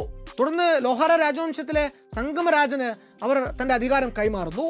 അതിനൊക്കെ ശേഷം CE 1320 മുതൽ 1323 വരെ കശ്മീർ ഭരിച്ചിട്ടുള്ളത് തിബത്തിൽ നിന്നുള്ള റിൻഷൻ എന്നൊരു രാജാവാണ്. ടെലഗ്രാഫിൽ മുസഫർ റെയ്ന എഴുതിയ origins of Islam in Kashmir valley saga of conflict in search of identity എന്ന ലേഖനവും അമിത് അഗർവാളിന്റെ swift horses sharp swords medieval battles which shook India എന്ന പുസ്തകവുമാണ് ഈ വിവരം പരാമർശിക്കുന്ന രണ്ട് സോഴ്സുകൾ. ഈ റിഞ്ചൻ രാജാവ് സത്യത്തിൽ ലഡാക്കിലെ ഒരു ബുദ്ധ രാജകുടുംബത്തിലെ യുവരാജാവായിരുന്നു. ലഡാക്ക് ഭരിച്ചിരുന്ന രാജാവിന്റെ അനന്തരവൻ. അമ്മാവനെതിരെ കൊട്ടാര വിപ്ലവം നയിച്ച് ഒടുവിൽ ജീവാപായം ഉണ്ടാകുമെന്നായപ്പോൾ നാടുവിട്ടോടി കശ്മീരിലെത്തിയതാണ് ഈ റിഞ്ചൻ രാജാവ്. അവിടെ കശ്മീർ രാജാവായിരുന്ന സുഹദേവന്റെ കൊട്ടാരത്തിൽ അയാൾക്കന്ന് അഭയം കിട്ടുന്നു. 14-ാം നൂറ്റാണ്ടിൽ ബുൾബുൾ ഷായുടെ ആശയങ്ങളിൽ ആകൃഷ്ടനായിക്കൊണ്ടാണ് ഈ റിഞ്ചൻ ഇസ്ലാം മതം സ്വീകരിക്കുന്നത്. ഇയാളുടെ പ്രേരണ കൊണ്ട് നിരവധി പേർ പിന്നെയും താഴ്വരയിൽ ഇസ്ലാം മതം സ്വീകരിക്കുന്നുണ്ട്. പക്ഷേ ഇതിൽ പലതും ബലം പ്രയോഗിച്ചുള്ള മതമാറ്റങ്ങളായിരുന്നു എന്നൊരു ആക്ഷേപം കൂടി നിലനിൽക്കുന്നുണ്ട്. എന്നാൽ ഈ ആക്ഷേപം നേരിടുന്ന റിഞ്ചൻ ഹിന്ദുമത വിശ്വാസിയായ സ്വന്തം ഭാര്യയെ അദ്ദേഹം മരിക്കും വരെയും ഇസ്ലാം സ്വീകരിക്കാൻ നിർബന്ധിച്ചിട്ടില്ല എന്നതും ഒരു വസ്തുതയാണ്. ആരംഭകാലത്ത് തങ്ങൾക്ക് ഭൂരിപക്ഷം ഉണ്ടായിരുന്ന കശ്മീർ താഴ്വരയിൽ ഇങ്ങനെ ഇസ്ലാമും ശൈവിസവും അതിൻ്റെ വേരുകൾ ആഴ്ത്താൻ തുടങ്ങിയത് ഈ കാലഘട്ടത്തിൽ കശ്മീരിലെ സ്ഥിതിഗതികൾ നിയന്ത്രിച്ചു പോന്നിരുന്ന പണ്ഡിറ്റുകൾ എന്നറിയപ്പെടുന്ന ബ്രാഹ്മണ സമുദായക്കാരെ വല്ലാതെ ചൊടിപ്പിക്കുന്നു. കശ്മീർ താഴ്വരയുടെ മനസ്സിൽ വിശ്വാസത്തിന്റെ പേരിൽ വിള്ളലുകൾ വീണു തുടങ്ങുന്നത് ഈ കാലം മുതൽക്കാണ്. ഏതാണ്ട് ഈ കാലത്ത് തന്നെ കശ്മീരിലെ രാജാക്കന്മാരും ഫ്യൂഡൽ പ്രഭുക്കളും തമ്മിലുള്ള പോരുകളും വല്ലാതെ മുറുകുന്ന ഒരു സാഹചര്യം ഉണ്ടാകുന്നു. അത് അവിടെ നിലനിന്നിരുന്ന കേന്ദ്രീകൃതമായിട്ടുള്ള അധികാര വ്യവസ്ഥയ്ക്കും ഭംഗമുണ്ടാക്കുന്നു. അന്നത്തെ കശ്മീർ രാജാവിന്റെ അധികാരം ക്ഷയിച്ചു നിന്ന ഈ സാഹചര്യത്തെ മുതലെടുത്തുകൊണ്ടാണ് ഇസ്ലാം വിശ്വാസധാര താഴ്വരയിലെ ജനങ്ങളുടെ മനസ്സിൽ സ്വാധീനം ചെലുത്തി തുടങ്ങുന്നതും ഒടുവിൽ CE 1339 ഷാമീർ കശ്മീരിൽ തന്റെ ആധിപത്യം സ്ഥാപിച്ചെടുക്കുന്നതും. ഈ ഒരു പീരീഡിലാണ് ഇറാൻ ഇറാഖ് മേഖലയിൽ തൈമൂറിന്റെ ആക്രമണം ഉണ്ടാവുന്നത്. അവിടുത്തെ കുബറിയ സിൽസിലയിൽപ്പെട്ട പ്രസിദ്ധ സന്യാസിവരനായിട്ടുള്ള മീർ സയ്യിദ് അലി ഹംദാനിയുടെ നേതൃത്വത്തിൽ അന്ന് നിരവധി മുസ്ലിങ്ങൾ പലായനം ചെയ്ത് അഭയാർത്ഥികളായി കശ്മീർ താഴ്വരയിലേക്ക് എത്തിച്ചേരുന്നു. ഇങ്ങനെ ഒരു കാലത്ത് അഭയം തേടിയെത്തിയ സയ്യിദ് വംശജർ അധികം വൈകാതെ കശ്മീർ താഴ്വരയെ തങ്ങളുടെ സ്വന്തം ഇടമാക്കി മാറ്റുന്ന കാഴ്ചയാണ് പിന്നീട് നമ്മൾ കാണുന്നത്. ഇതായിരുന്നു കശ്മീരിൽ ഇസ്ലാമിന്റെ ആരംഭഘട്ടം. പെട്ടെന്നുണ്ടായ ഇസ്ലാമിന്റെ വളർച്ച അവിടുത്തെ ബ്രാഹ്മണരെ വല്ലാതെ ചൊടിപ്പിക്കുന്നു. ശൈവിസമാണ് കശ്മീരിൽ ഇസ്ലാമിന് വളരാനുള്ള വിത്ത് പാകിയത് എന്ന് അവിടുത്തെ ബ്രാഹ്മണർ ഇന്നും ഉറച്ചു വിശ്വസിക്കുന്നു. കാരണം ശൈവിസത്തിലെ ത്രിക എന്ന ആശയങ്ങളിൽ അടിയുറച്ചു വിശ്വസിച്ചിരുന്ന ഒരു കൂട്ടം ഹിന്ദുക്കളെ സംബന്ധിച്ച് ഇസ്ലാം ഒരിക്കലും തങ്ങളുടെ വിശ്വാസത്തിനെതിരാണ് എന്ന് അവർക്ക് തോന്നിയിരുന്നില്ല. ഇങ്ങനെ കശ്മീരിന്റെ മണ്ണിൽ വളർന്നു വന്ന മതേതര മാനവികതയുടെ അപ്പോസ്തലയായിട്ട് കണക്കാക്കപ്പെടുന്നത് തപസ്വിനിയായിട്ടുള്ള ലല്ലയാണ്. മീർ സയ്യിദ് അലി ഹംദാനി പോലും ഇവരെ ഒരു സെയിന്റ് ആയിട്ട് അംഗീകരിച്ചിരുന്നു. കശ്മീരിന്റെ ചരിത്രത്തിൽ ലല്ലയ്ക്കുള്ള പങ്ക് ഒട്ടും ചെറുതല്ല. 14-ാം നൂറ്റാണ്ടിൽ താഴ്വരയിലെ ഒരു പണ്ഡിറ്റ് കുടുംബത്തിൽ പിറന്ന ലല്ലയ്ക്ക് പൗരോഹിത്യത്തോട് കുട്ടിക്കാലത്ത് തന്നെ വല്ലാത്ത എതിർപ്പ് തോന്നിയിരുന്നു. നിയന്ത്രണങ്ങൾ ഏറെയുള്ള ഒരു യാഥാസ്ഥിതിക ബ്രാഹ്മണ കുടുംബത്തിലേക്ക് കല്യാണം കഴിച്ചു പോകേണ്ടി വന്നതിന് ശേഷം ആ വെറുപ്പ് ഇരട്ടിയാവുന്നു. അങ്ങനെ ഒടുവിൽ വീട് വിട്ട് ഇറങ്ങിപ്പോകുന്ന ലല്ല തെരുവിൽ അലഞ്ഞു തിരിഞ്ഞ് നടക്കുന്നതിനിടയ്ക്കാണ് സിദ്ധ ശ്രീകണ്ഠ എന്നു പേരുള്ള ഒരു ശൈവ സന്യാസിയെ കണ്ടുമുട്ടുന്നത്. അദ്ദേഹം പിന്തുടർന്ന് ആരാധിച്ചിരുന്ന ത്രിക ശൈവ സങ്കല്പത്തിൽ അവർ ആകൃഷ്ടയാകുന്നത്. ഇസ്ലാമിലും ശൈവിസത്തിലും അഗാധമായിട്ടുള്ള പാണ്ഡിത്യമുണ്ടായിരുന്ന ഷാ ഹലദനെ കണ്ടുമുട്ടിയതും സംസാരിച്ചതും ലല്ലയുടെ ജീവിതത്തിലെ മറ്റൊരു വഴിത്തിരിവായിരുന്നു. ഇവർ തമ്മിലുള്ള സമാഗമത്തെക്കുറിച്ചുള്ള വിശദമായ വർണ്ണനകൾ നമുക്ക് സർ ജോർജ് ഗ്രിയർസണും ഡാനിയൽ ഡി ബാർണറ്റും ചേർന്നെഴുതിയ Lalla Vakyani the wise sayings of Lal Ded a mystic poetess of ancient Kashmir എന്ന പുസ്തകത്തിൽ കാണാം. ചുരുക്കി പറഞ്ഞാൽ ഹിന്ദുക്കളുടെയും മുസ്ലിങ്ങളുടെയും ഇടയിൽ ഒരുപോലെ ഒരു ദൈവമായി തന്നെ മാറുകയായിരുന്നു ലല്ല. ലല്ലേശ്വരി എന്ന പേരിൽ ഹിന്ദുക്കൾക്കിടയിലും ലല്ല മാഝി എന്ന് മുസ്ലിങ്ങൾക്കിടയിലും ഇവർ അറിയപ്പെട്ടു തുടങ്ങി. ജാതിക്കും മതത്തിനും അപ്പുറം സ്നേഹം കൊണ്ട് എല്ലാവരും ഒരുമിച്ച് നിൽക്കണമെന്ന ആശയമായിരുന്നു ലല്ലയുടേത്. ദിഗംബരയായിട്ടായിരുന്നു പലപ്പോഴും അവരുടെ പ്രയാണങ്ങൾ. അങ്ങനെ ശൈവിസത്തിന്റെയും ഇസ്ലാമിന്റെയും ഹിന്ദുമതത്തിന്റെയും ഒക്കെ കേന്ദ്രമായി കശ്മീർ മാറുമ്പോഴും എല്ലാ കൂട്ടർക്കുമിടയിൽ മതേതരൈക്യം ഊട്ടിയുറപ്പിക്കാൻ ലല്ലയുടെ വാക്കുകൾക്ക് കഴിഞ്ഞിരുന്നു. ശൈവിസമായിരുന്നു താഴ്വരയിൽ ഇസ്ലാം മതത്തിന്റെ വിത്തുകൾ പാകാൻ സഹായിച്ചത് എങ്കിൽ കശ്മീരിലെ സൂഫിസത്തിന്റെ ആരംഭം ലല്ലയിൽ നിന്നായിരുന്നു എന്ന് പറയേണ്ടി വരും. ലാൽ ദ്യാദ് എന്നും അറിയപ്പെട്ടിരുന്ന ലല്ലേശ്വരിയുടെ കവിതകൾ പിന്നീട് പോൾ സ്മിത്തും രഞ്ജിത്ത് ഹോസ്കോട്ടയും ഒക്കെ ഇംഗ്ലീഷിലേക്കും സ്റ്റാലിന് മലയാളത്തിലേക്കും പരിഭാഷപ്പെടുത്തിയിട്ടുണ്ട്. പ്രസിദ്ധ നർത്തകി രാജശ്രീ വാര്യർ ഇവരുടെ കവിതകളെ തന്റെ നൃത്തത്തിലേക്കും സന്നിവേശിപ്പിച്ച് അവതരിപ്പിച്ചിരുന്നു. ഈ ലല്ല ജീവിച്ചിരുന്ന കാലത്ത് തന്നെ, അതായത് CE 1377 കൈമ എന്ന ഗ്രാമത്തിൽ ഷെയ്ഖ് നൂറുദ്ദീൻ എന്നൊരാൾ കൂടി ജനിക്കുന്നുണ്ട്. ഷെയ്ഖ് നൂറുദ്ദീന്റെ മുത്തച്ഛൻ കിഷ്ത്വാറിലെ ഒരു ഹിന്ദു രാജാവായിരുന്നു. എന്നാൽ കശ്മീർ താഴ്വരയിൽ അഭയം പ്രാപിച്ച അവരുടെ കുടുംബം ഇസ്ലാമിലേക്ക് മാറുന്നത് ഷെയ്ഖ് ഹുസൈൻ സിംനാനിയുമായിട്ടുള്ള അടുപ്പത്തിന്റെ പുറത്താണ്. ഷെയ്ഖ് നൂറുദ്ദീന്റെ പിതാവ് ഷെയ്ഖ് സലാറുദ്ദീനാണ് ആദ്യം ഇസ്ലാമിലേക്ക് മതം മാറുന്നത്. പ്രാഥമിക വിദ്യാഭ്യാസത്തോടൊപ്പം തന്നെ മതപഠനത്തിലും ഏറെ താല്പര്യം കാണിച്ച നൂറുദ്ദീൻ ലല്ലയുടെ ആശീർവാദത്തോടെയാണ് ആത്മീയതയിലേക്ക് കടക്കുന്നത്. മതേതര മാനവികതയെക്കുറിച്ച് അദ്ദേഹത്തിന് പറഞ്ഞു കൊടുക്കുന്നത് ലല്ലയാണ്. സൂഫിസം പ്രചരിപ്പിക്കുന്നതിന്റെ ഭാഗമായി അതിലെ ആശയങ്ങളെ ജീവിതത്തിലും പ്രതിഫലിപ്പിച്ച ഒരു മനുഷ്യനായിരുന്നു നൂറുദ്ദീൻ. ഒരു സന്യാസിയെ പോലെ അദ്ദേഹം ജീവിക്കാൻ ആരംഭിച്ചു. സസ്യാഹാരം മാത്രം കഴിച്ചു. അതിൽ തന്നെ ഉള്ളി, വെളുത്തുള്ളി, പാൽ പോലെയുള്ള ഒന്നും തന്നെ അദ്ദേഹം ഭക്ഷിച്ചിരുന്നില്ല. ഹിന്ദുക്കൾക്കിടയിൽ അദ്ദേഹം അറിയപ്പെട്ടിരുന്നത് ഷേസാനന്ദ് എന്നാണ്. ഋഷിനാമ എന്ന ഗ്രന്ഥത്തിൽ ഇതിനെക്കുറിച്ചെല്ലാം വളരെ കൃത്യമായി തന്നെ വിവരിക്കുന്നുണ്ട്. എന്നാൽ ഈ നൂറുദ്ദീന്റെ ജീവിതവും കശ്മീർ സൂഫിസത്തിന്റെ വളർച്ചയും തമ്മിൽ എങ്ങനെ ബന്ധപ്പെട്ടു കിടക്കുന്നു എന്ന് കൃത്യമായിട്ട് അറിയണമെങ്കിൽ ബാബ നസീബുദ്ദീൻ ഗാസി എഴുതിയ ഷെയ്ഖ് നൂറുദ്ദീന്റെ ജീവചരിത്രമായിട്ടുള്ള നൂർനാമ വായിക്കേണ്ടി വരും. നന്ദ് ഋഷി എന്ന പേരിൽ പ്രചാരം ലഭിച്ച അദ്ദേഹം അനേകം ശിഷ്യന്മാരെ നേടുകയും നിരവധി പേർ ഇസ്ലാമിലേക്ക് കടന്നു വരുന്നതിന് കാരണമാവുകയും ചെയ്തു. കശ്മീരിൽ മുസ്ലിം ഭരണം ശക്തിപ്പെടുന്നത് റിഞ്ചിന്റെയും ഉദയനദേവന്റെയും പ്രധാനമന്ത്രിയായിരുന്ന ഷാ മീറിന്റെ കാലത്താണ്. ഹംദാനിയുമായിട്ട് അടുത്ത ബന്ധങ്ങൾ കാത്തുസൂക്ഷിച്ചിരുന്ന ഷാ മീർ സൂഫിസത്തിന്റെ കുബ്രാവിയ ഓർഡറിൽപ്പെട്ട ഒരു സന്യാസിയായിരുന്നു. ഷാമീറിന് ശേഷം വന്ന സിക്കന്ദർ ഷാമീർ അറിയപ്പെട്ടിരുന്നത് സിക്കന്ദർ ബുത്ത് ഷിക്കാൻ എന്നാണ്. ബുത്ത് ഷിക്കാൻ എന്ന പദത്തിന്റെ അർത്ഥം വിഗ്രഹ ഭഞ്ജകൻ എന്നാണ്. പിന്നീട് ഇങ്ങോട്ട് വലതുപക്ഷ ചിന്തകർ കശ്മീരിന്റെ മതേതര പാരമ്പര്യത്തെ നിരാകരിക്കാനും താഴ്വരയെ മുസ്ലിം അസഹിഷ്ണുതയുടെ പ്രതീകമായിട്ട് അവതരിപ്പിക്കാനും സ്ഥിരമായിട്ട് ഉപയോഗിച്ചു പോരുന്നതും ഇതേ സിക്കന്ദർ ഷാമീറിനെയാണ്. ഈ ശ്രമങ്ങളുടെ ഏറ്റവും പുതിയ ഉദാഹരണങ്ങളിൽ ചിലത് രാഹുൽ റോഷൻ എഴുതിയ Sanghi who never went to a shakha എന്ന പുസ്തകത്തിൽ കാണാം. അതിങ്ങനെയാണ്: കശ്മീരിൽ പല സൂഫികൾക്കും ചേക്കാറാൻ അവസരം കൊടുത്തത് സിക്കന്ദർ ഷാമീറാണ്. ഈ സൂഫി വര്യന്മാർ പിന്നീട് കശ്മീരിന്റെ ഭരണക്രമത്തിലും ചെറുതല്ലാത്ത സ്വാധീനങ്ങൾ ചെലുത്തിയിട്ടുണ്ട്. അവർ ഹിന്ദു ക്ഷേത്രങ്ങൾ തച്ചു തകർത്തു, ക്ഷേത്രങ്ങളുടെ നിർമ്മാണത്തിന് വിലക്കേർപ്പെടുത്തി, താഴ്വരയിലെ ഹിന്ദുക്കളെ രണ്ടാംകിട പൗരന്മാരെ കണ്ട് അവർക്ക് ജീവിക്കാൻ പറ്റാത്ത സാഹചര്യങ്ങൾ സൃഷ്ടിച്ചു വെച്ചു. അവരിൽ പലരെയും ബലം പ്രയോഗിച്ച് ഇസ്ലാമിലേക്ക് മതം മാറ്റുകയും ചെയ്തു. ഒരിക്കൽ ഹിന്ദു ഋഷി വര്യന്മാരുടെ സംഗമഭൂമിയായിരുന്ന കശ്മീർ അതോടെ ഇല്ലാതെയായി. അതിന്റെ ചാരത്തിൽ നിന്ന് ഈ സൂഫികളുടെ അനുഗ്രഹാശിസ്സുകളോടെ ഇസ്ലാം കേന്ദ്രീകൃതമായ ഒരു കശ്മീരിയത്ത് ഉദയം കൊണ്ടു എന്നാണ് രാഹുൽ തന്റെ പുസ്തകത്തിൽ എഴുതുന്നത്. എന്നാൽ ഇതേ സിക്കന്ദറിന്റെ കാലശേഷം മകൻ സൈനുലാബിദ് അധികാരത്തിലേറിയപ്പോൾ അച്ഛന്റെ കാലത്ത് തകർക്കപ്പെട്ട പല അമ്പലങ്ങളെയും പുനരുദ്ധരിക്കാൻ ശ്രമിക്കുന്നുണ്ട്. ന്യൂനപക്ഷങ്ങളെ മറ്റു ന്യൂനപക്ഷങ്ങളിൽപ്പെട്ടവർ ഇസ്ലാമിലേക്ക് മതം മാറ്റാൻ നിർബന്ധിക്കുന്നത് തടയുകയും ചെയ്തു. കശ്മീരികൾ എല്ലാ കാലത്തും അറിയപ്പെട്ടിരുന്നത് അവർ നെയ്തെടുക്കുന്ന മനോഹരമായ തുണിത്തരങ്ങളുടെ പേരിലായിരുന്നു. ഈ സൈനുലാബിദ് നെയ്ത്തിനെ പുഷ്ടിപ്പെടുത്താൻ വേണ്ടിയും പലതും ചെയ്തിട്ടുണ്ട്. നെയ്ത്ത് യന്ത്രങ്ങൾ ഇറക്കുമതി ചെയ്യുന്നതിനൊപ്പം പേർഷ്യയിൽ നിന്നും മറ്റും പലതരം ഡിസൈനുകളും അദ്ദേഹം ഇറക്കുമതി ചെയ്തിരുന്നു. ഈ സൈനുൽ ആബിദിന് ശേഷം വന്ന മീർ രാജാക്കന്മാർ പലരും പക്ഷേ ജനഹിതത്തിനു വേണ്ടിയല്ല പ്രവർത്തിച്ചിരുന്നത്. ധമാര എന്നറിയപ്പെട്ടിരുന്ന ഫ്യൂഡൽ പ്രഭുക്കന്മാർ കശ്മീരി ജനതയെ ക്രൂരമായി ആക്രമിച്ചതും അധികാരം സ്ഥാപിക്കാൻ ശ്രമിച്ചതും ദുർബലരായിട്ടുള്ള മീർ രാജാക്കന്മാരുടെ കാലത്ത് തന്നെയാണ്. അവർക്ക് ശേഷം വന്ന ചാക്ക് രാജാക്കന്മാർ ഫ്യൂഡൽ പ്രഭുക്കളുടെ അധികാരം കുറയ്ക്കാൻ ശ്രമിച്ചുവെങ്കിലും ഒറ്റയ്ക്ക് അവരെ നേരിടാൻ സാധിക്കാത്തതുകൊണ്ട് മുഗൾ രാജാക്കന്മാരുടെ സഹായം തേടിയിരുന്നു. 1540 കാലഘട്ടത്തിൽ ഷേർഷായാണ് ഇവരെ ആദ്യമായിട്ട് സഹായിക്കുന്നത്. എന്നാൽ സഹായിക്കാനായി വന്ന മുഗൾ രാജാക്കന്മാർ അധികം വൈകാതെ കശ്മീരിന് മേൽ ആധിപത്യം നേടുന്ന കാഴ്ചയാണ് പിന്നീട് നമ്മൾ കാണുന്നത്. 1587 അക്ബർ ചക്രവർത്തിയുടെ സൈന്യം കശ്മീർ ആക്രമിച്ച് കീഴടക്കുന്നതോടെ താഴ്വര പൂർണ്ണമായും മുഗൾ സാമ്രാജ്യത്തിന് കീഴിലാവുന്നു. അടുത്ത 2 നൂറ്റാണ്ട് കാലത്തേക്ക് മുഗൾ ചക്രവർത്തിമാരുടെ വേനൽക്കാല വസതി കശ്മീരിലായിരുന്നു. കശ്മീരിലെ ഹരി പർബത് കോട്ടയിലും ഷാലിമാർ ഗാർഡൻസിലുമൊക്കെ നമുക്ക് ഈ പഴയ മുഗൾ കാലത്തിന്റെ ശേഷിപ്പുകൾ ദർശിക്കാനാകും. 1707 ഔറംഗസേബിന്റെ മരണത്തിന് ശേഷം സ്ഥിതിഗതികൾക്ക് മാറ്റമുണ്ടാകുന്നു. ഔറംഗസേബിന്റെ പിൻഗാമികളുടെ ഭരണത്തിന് കീഴിൽ മുഗൾ സാമ്രാജ്യത്തിന് കശ്മീരിൽ അടിപതരാൻ തുടങ്ങി. അഫ്ഗാനിസ്ഥാനിലെ ദുറാനി സാമ്രാജ്യത്തിന്റെ സ്ഥാപകനായ അഹമ്മദ് ഷാ ദുറാനി 1748 തൊട്ട് തന്നെ മുഗൾ സാമ്രാജ്യത്തിന് നേരെ വെല്ലുവിളി ഉയർത്തുന്നുണ്ട്. 1752 ദുറാനിയുടെ പടത്തലവനായിരുന്ന അബ്ദുള്ള ഖാൻ ഇഷിഖ് അക്കാസി താഴ്വരയിലെ അവശേഷിച്ച മുഗൾ സാമ്രാജ്യത്തിന്റെ പ്രതിനിധികളെ കൂടി തുരത്തി ഓടിച്ച് കശ്മീരിനെ ദുറാനി സാമ്രാജ്യത്തോട് കൂട്ടിച്ചേർക്കുന്നു.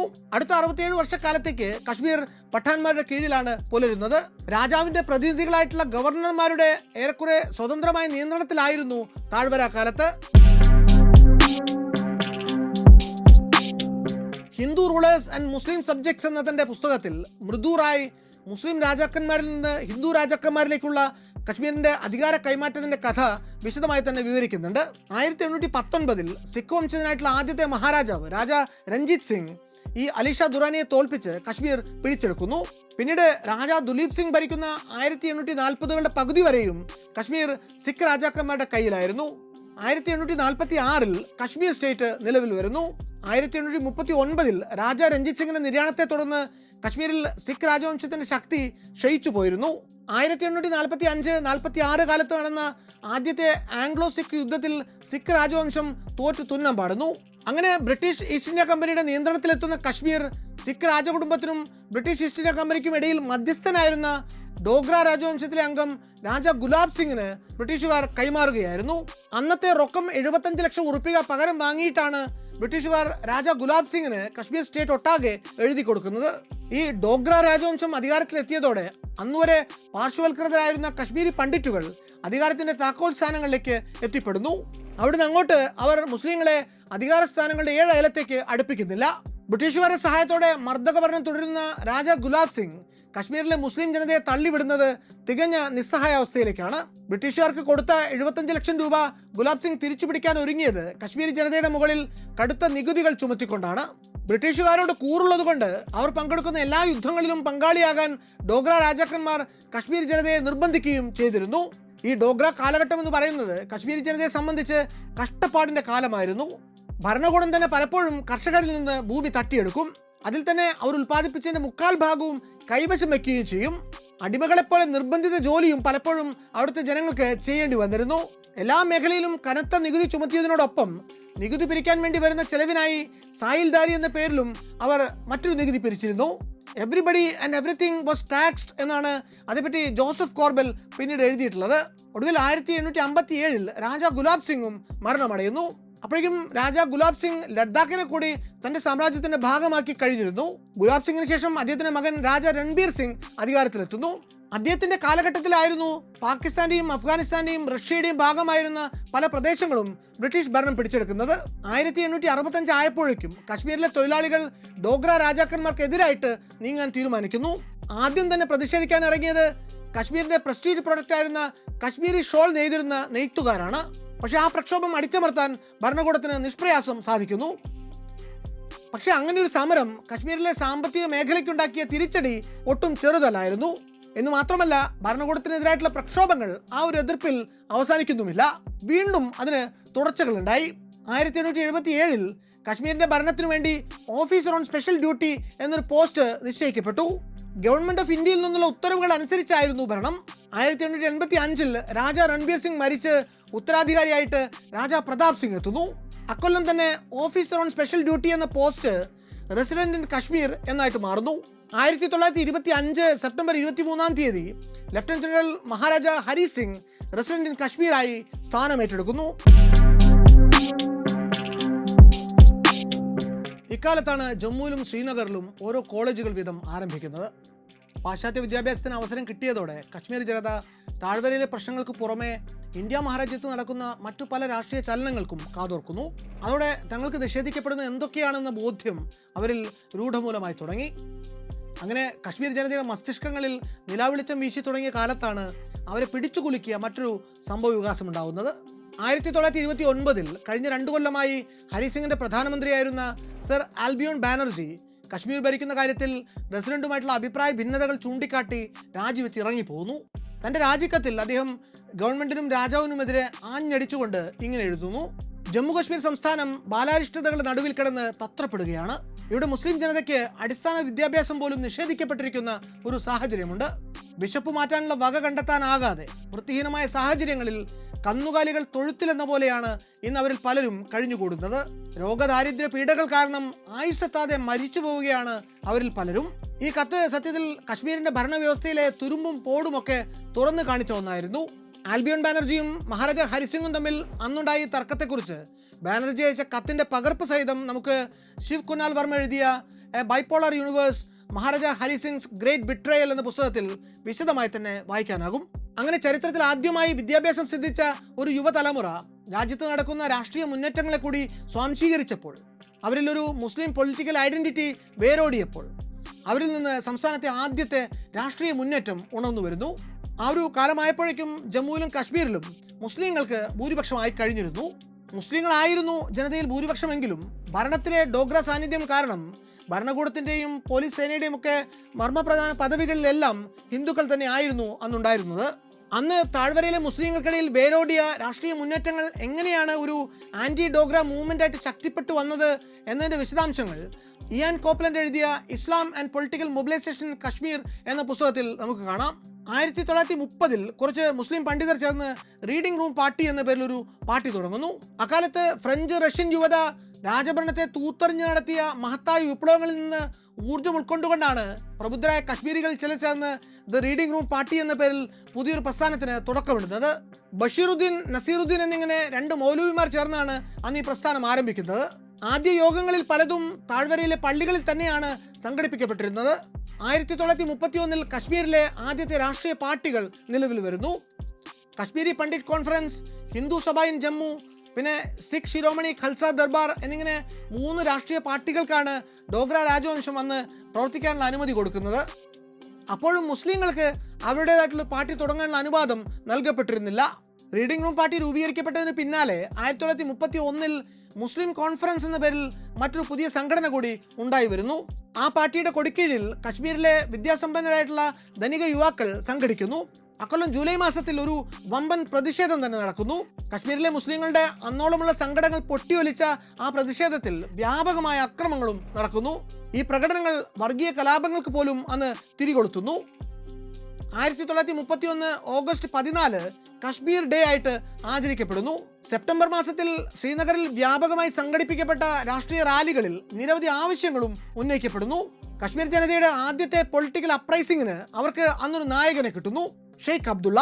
അബ്ദുള്ളയുടെ നേതൃത്വത്തിൽ അന്നുവരെ ഒറ്റയ്ക്കും തെറ്റയ്ക്കും നടന്നുകൊണ്ടിരുന്ന പ്രതിഷേധ പ്രകടനങ്ങൾ പതിയെ ഒരു രാഷ്ട്രീയ മുന്നേറ്റമായിട്ട് മാറുന്നു. 31 പ്രക്ഷോഭങ്ങൾ കശ്മീർ ജനതയുടെ രാഷ്ട്രീയ അവബോധവും വർദ്ധിപ്പിക്കുന്നു. അവർ എഴുന്നേറ്റ് നിന്ന് ഭരണകൂടത്തെ നേർക്കുനേർ നോക്കി കൃത്യമായ ആവശ്യങ്ങൾ ഉന്നയിച്ചു തുടങ്ങി. മുസ്ലിങ്ങളുടെ പ്രതിഷേധങ്ങൾ കശ്മീരിന്റെ പല ഭാഗത്തായിട്ട് പിന്നെയും നടന്നുകൊണ്ടേയിരുന്നു. 1931 ജൂലൈ 13 രാജ്യദ്രോഹ കുറ്റം ചുമത്തി അറസ്റ്റ് ചെയ്യപ്പെട്ട അബ്ദുൽ ഖാദറിനു വേണ്ടി ആയിരക്കണക്കിന് ആളുകൾ ശ്രീനഗർ ജയിൽ ആക്രമിക്കുന്നു. പോലീസ് ആ പ്രതിഷേധം അടിച്ചമർത്താൻ നോക്കിയപ്പോൾ 22 പ്രതിഷേധക്കാരാണ് അന്ന് കൊല്ലപ്പെടുന്നത്. ഇതിനെപ്പറ്റി പഠിക്കാൻ ശ്രമിച്ചിട്ടുള്ള പ്രേംനാഥ് ബോസ് പറഞ്ഞിട്ടുള്ളത്, അന്ന് അങ്ങനെ ഒരു അടിച്ചമർത്തൽ നടന്നത് സമരം ഹിന്ദുക്കൾക്കെതിരായതുകൊണ്ടല്ല, മറിച്ച് സ്വേച്ഛാധിപത്യത്തിനെതിരായതുകൊണ്ടാണ് എന്നാണ്. പക്ഷെ ആ പ്രതിഷേധവും അടിച്ചമർത്തലും മറ്റൊരു വർഗീയ ലഹളയ്ക്ക് കൂടി വിത്തുപാകി. ഹിന്ദുക്കളും മുസ്ലിങ്ങളും അന്ന് പരസ്പരം ആക്രമിക്കപ്പെട്ടു. 31 പ്രക്ഷോഭങ്ങളുടെ വെളിച്ചത്തിലാണ് പ്രശ്നപരിഹാരത്തിനു വേണ്ടി ഗ്ലാൻസി കമ്മീഷൻ നിയോഗിക്കപ്പെടുന്നത്. 32 മാർച്ച് 12 ഗ്ലാൻസി കമ്മീഷൻ അതിന്റെ റിപ്പോർട്ട് ടേബിൾ ചെയ്യുന്നു. കശ്മീരിലെ മുസ്ലിങ്ങൾക്ക് ഗുണകരമാവുന്ന രീതിയിലായിരുന്നു ആ കമ്മീഷന്റെ നിർദ്ദേശങ്ങളിൽ പലതും. ആരാധനാ സ്വാതന്ത്ര്യത്തിൽ സ്റ്റേറ്റ് കൈകടത്തരുത്, ഭരണയന്ത്രത്തിലെ പ്രധാന പദവികളിൽ മുസ്ലിങ്ങൾക്കും പ്രാതിനിധ്യം ഉറപ്പുവരുത്തണം, പ്രസ് ഫ്രീഡത്തിനുമേൽ നിലവിലുള്ള വിലക്ക് നീക്കണം, രാഷ്ട്രീയ പാർട്ടികൾ ജനങ്ങൾക്ക് ഇഷ്ടമുള്ള പോലെ രൂപീകരിക്കാൻ പറ്റണം എന്നൊക്കെ ആയിരുന്നു ഈ നിർദ്ദേശങ്ങൾ. ഈ നിർദ്ദേശങ്ങളുടെ ബലത്തിൽ 1932 കശ്മീരിലെ മുസ്ലിം യുവജനത സംഘടിച്ച് രൂപീകരിച്ചതാണ് ഓൾ ജമ്മു കശ്മീർ മുസ്ലിം കോൺഫറൻസ് എന്ന സംഘടന. താഴ്വരയിലെ ആദ്യത്തെ പ്രോപ്പർ പൊളിറ്റിക്കൽ പാർട്ടി. ആ പാർട്ടി കശ്മീരിലെ പ്രശ്നങ്ങൾക്ക് പരിഹാരമുണ്ടാക്കാൻ വേണ്ടി തുടങ്ങിയ ഒന്നായിരുന്നു എങ്കിലും അത് ആത്യന്തികമായി ഒരു മുസ്ലിം പാർട്ടിയായിരുന്നു. അതുകൊണ്ട് ഉത്തരേന്ത്യയിലെ സകല ഇസ്ലാമിക സംഘടനകളും അന്ന് കോൺഫറൻസിനെ പിന്തുണയ്ക്കുന്നു. പിന്നീട് അങ്ങോട്ട് കശ്മീർ ചരിത്രത്തിലുണ്ടായ ഏറ്റവും പ്രക്ഷുബ്ധമായ രാഷ്ട്രീയ പോരാട്ടങ്ങളിലൊന്ന് 1946 ഷെയ്ഖ് അബ്ദുള്ള ക്വിറ്റ് കശ്മീർ എന്ന പേരിൽ ആരംഭിച്ചതാണ്. ഈ ആഹ്വാനത്തിന്റെ പേരിൽ അന്ന് അബ്ദുള്ളയെ പോലീസ് അറസ്റ്റ് ചെയ്യുകയും 3 വർഷത്തേക്ക് ജയിൽവാസം വിധിക്കുകയും ചെയ്യുന്നു. ഹർബൻസ് സിംഗ് എഴുതിയ A modern history of Jammu and Kashmir volume 1 the troubled years of Maharaja Hari Singh എന്ന പുസ്തകത്തിൽ ക്വിറ്റ് കശ്മീർ എന്ന മുദ്രാവാക്യത്തിലേക്ക് താഴ്വരയെ നയിച്ച രാഷ്ട്രീയ സാഹചര്യങ്ങളും ആ മുന്നേറ്റത്തിലുണ്ടായ സംഭവ വികാസങ്ങളുമൊക്കെ വളരെ കൃത്യമായി തന്നെ വിശകലനം ചെയ്യപ്പെടുന്നുണ്ട്. അധികം വൈകാതെ 1947 ഇന്ത്യ സ്വതന്ത്രമാകുന്നു. സ്വാതന്ത്ര്യം എന്നത് വിഭജനത്തിന്റെ കയ്പു നിറഞ്ഞ ഒരു കാലം കൂടിയായിരുന്നു. ഈ സമയത്ത് ഇന്ത്യയുടെ മർമ്മപ്രധാനമായിട്ടുള്ള അന്താരാഷ്ട്ര അതിർത്തികളിൽ ചിലത് കശ്മീരിലായിരുന്നു. പടിഞ്ഞാറ് ഭാഗത്ത് പാകിസ്ഥാൻ, കിഴക്കു ഭാഗത്ത് തിബത്ത്, വടക്കു കിഴക്ക് ഭാഗത്ത് ചൈനയുമായിട്ട് അതിർത്തി പങ്കിടുന്ന സിൻജിയാങ്, വടക്കു പടിഞ്ഞാറ് അഫ്ഗാനിസ്ഥാന്റെ വഖാൻ കോറിഡോർ. നെഹ്റുവും പട്ടേലും BP മേനോനും അടക്കമുള്ള ദേശീയ നേതാക്കൾ രാഷ്ട്ര രൂപീകരണത്തിന്റെ ഇന്ത്യൻ യൂണിയനിലേക്ക് നാട്ടുരാജ്യങ്ങൾ സാമദാന ഭേദദണ്ഡങ്ങൾ ഉപയോഗിച്ചും ചേർക്കുന്നതിന്റെ ആലോചനകളിൽ മുഴുകി നിൽക്കുന്ന കാലമാണ്. മറ്റു പല നാട്ടുരാജ്യങ്ങളുടെയും കാര്യത്തിൽ എന്ന പോലെ കശ്മീർ വിഷയത്തിലും നിരവധി പ്രശ്നങ്ങളുണ്ടായി. അന്നു തൊട്ട് തന്നെ കശ്മീർ ഇന്ത്യക്കും പാകിസ്ഥാനും ഇടയിലെ ഒരു കീറാമുട്ടിയായിരുന്നു. ഇരു രാജ്യങ്ങൾക്കും കശ്മീർ വിട്ടുകൊടുക്കാൻ മനസ്സില്ലായിരുന്നു. കശ്മീരിനാണെങ്കിൽ തുടക്കത്തിൽ വേറിട്ടൊരു രാജ്യമായി തുടരണം എന്നായിരുന്നു താല്പര്യം. എന്നാൽ ഇത് ഇന്ത്യക്ക് ഒട്ടും സമ്മതമല്ലായിരുന്നു. കശ്മീരിലെ രാജാവായിരുന്ന ഹരി സിംഗിനെ നെഹ്റുവും പട്ടേലും ദില്ലിയിലേക്ക് ചർച്ചകൾക്ക് വേണ്ടി ക്ഷണിച്ചു വരുത്തുന്നു. ഹരി സിംഗ് ആകട്ടെ തന്റെ ധർമ്മസങ്കടവും കൊണ്ട് അന്നത്തെ ഗവർണർ ജനറൽ ആയിരുന്ന ലോർഡ് മൗണ്ട് ബാറ്റൻ പ്രഭുവിനെ ചെന്ന് കാണുന്നു. അന്ന് മൗണ്ട് ബാറ്റൻ ഹരി സിംഗിന് കൊടുക്കുന്ന ഉറപ്പ് സ്വാതന്ത്ര്യ സമയത്ത് കശ്മീർ ഇന്ത്യയുടെ കൂടെ ചേർന്നാലും പാകിസ്ഥാന്റെ കൂടെ ചേർന്നാലും അതിന്റെ സുരക്ഷ അതാത് രാജ്യങ്ങൾ ഉറപ്പുവരുത്തും എന്നായിരുന്നു. ഇന്ത്യ മഹാരാജ്യത്തിന്റെ ഏകീകരണ പ്രക്രിയയിൽ നെഹ്റുവിനേക്കാൾ സ്വാധീനം സത്യത്തിൽ സർദാർ പട്ടേലിനായിരുന്നു. തുടക്കത്തിൽ നെഹ്റുവിനെ പോലെ കാശ്മീർ ഇന്ത്യയുടെ ഭാഗമാക്കണമെന്ന് ആഗ്രഹിച്ച ഒരാൾ തന്നെ ആയിരുന്നു പട്ടേലും. ഇരുവരും മുഹമ്മദ് അലി ജിന്നയുടെ ഹിന്ദുക്കൾക്ക് ഇന്ത്യ, മുസ്ലിങ്ങൾക്ക് പാകിസ്ഥാൻ എന്ന ദുരാഷ്ട്ര സങ്കല്പത്തിന് താത്വികമായി തന്നെ എതിരായിരുന്നു. പക്ഷെ അതേസമയം എന്തു വില കൊടുത്തും ഹൈദരാബാദിനെ പാകിസ്ഥാനിലേക്ക് പോകാതെ തടയണമെന്നും പട്ടേൽ മനസ്സിൽ ഉറപ്പിച്ചിരുന്നു. കശ്മീരിനെ ഇന്ത്യയുടെ ഭാഗമാക്കണമെന്നുള്ള പട്ടേലിന്റെ ഉറച്ച നിഷ്ഠയ്ക്ക് ഭംഗം വരുന്നത് മറ്റൊരു നാട്ടുരാജ്യം കാരണമാണ്. അതായിരുന്നു ഗുജറാത്തിന്റെ സമുദ്രതീരത്ത് കടന്നിരുന്ന ജൂനാഗഡ് എന്ന നാട്ടുരാജ്യം. അവിടുത്തെ സ്ഥിതി കശ്മീരിലേതിന്റെ നേരെ വിപരീതമായിരുന്നു. കശ്മീരിലെ ഭൂരിപക്ഷം വരുന്ന മുസ്ലിം ജനതയെ ഭരിച്ചിരുന്നത് ഹിന്ദു രാജാവായിട്ടുള്ള ഹരി സിംഗ് ആയിരുന്നുവെങ്കിൽ ജൂനാഗഡിൽ ഭൂരിഭാഗം വരുന്ന ഹിന്ദു ജനതയുടെ രാജാവ് നവാബ് മഹാബത് ഖാൻ എന്ന ഒരു മുസൽമാനായിരുന്നു. സുപ്രസിദ്ധമായിട്ടുള്ള സോമനാഥ് ക്ഷേത്രവും മറ്റും ജൂനാഗഡിന്റെ പരിധിക്കുള്ളിൽ ആയിരുന്നുവെന്ന്. രാജാവ് മഹാബത് ഖാൻ ആയിരുന്നുവെങ്കിലും അധികാരം കൈയാളിയിരുന്നത് ഷാനവാസ് ഭൂട്ടോ എന്ന മുസ്ലിം ലീഗ് നേതാവായിരുന്നു. ഇയാളാണെങ്കിൽ മുഹമ്മദ് അലി ജിന്നയുടെ സ്വന്തക്കാരനും. അന്ന് ജിന്ന ഭൂട്ടോയ്ക്ക് ഒരു ബുദ്ധി ഉപദേശിക്കുന്നു. ഓഗസ്റ്റ് 15-ാം തീയതി വരെ ഒരക്ഷരം മിണ്ടാതിരിക്കുക. ഭൂട്ടോ ജിന്നയുടെ ആ നിർദ്ദേശം അക്ഷരം പ്രതി അനുസരിക്കുന്നു. സ്വാതന്ത്ര്യ പ്രഖ്യാപനം വരെ ഒരു എതിർപ്പും പറയാതെ പാവം നടിച്ചിരിക്കുന്നു. സ്വാതന്ത്ര്യം പ്രഖ്യാപിച്ച അന്ന് തന്നെ തങ്ങൾ പാകിസ്ഥാനൊപ്പം പോകുന്നതായിട്ട് ജൂനാഗഡ് പരസ്യമായിട്ട് പ്രഖ്യാപിക്കുന്നു. ആ പ്രഖ്യാപനം സത്യത്തിൽ ജിന്നയുടെ തന്നെ ദുരാഷ്ട്ര സങ്കല്പത്തിന് എതിരായിരുന്നു. കാരണം 80% ഹിന്ദുക്കളുള്ള ജൂനാഗഡ് ദുരാഷ്ട്ര സങ്കല്പ പ്രകാരം തീർച്ചയായും ഇന്ത്യയുടെ ഭാഗം തന്നെയാണ് ആവേണ്ടിയിരുന്നത്. എന്നാൽ ജിന്ന എന്ന ചാണക്യന്റെ ഒരു കുടില തന്ത്രമായിരുന്നു അത്. ജൂനാഗഡിന്റെ കാര്യത്തിൽ ഇന്ത്യ ടു നേഷൻസ് തിയറിയും കൊണ്ടുവരികയാണെങ്കിൽ അതേ തിയറി ഉപയോഗിച്ച് കശ്മീരിനെ സ്വന്തമാക്കുക.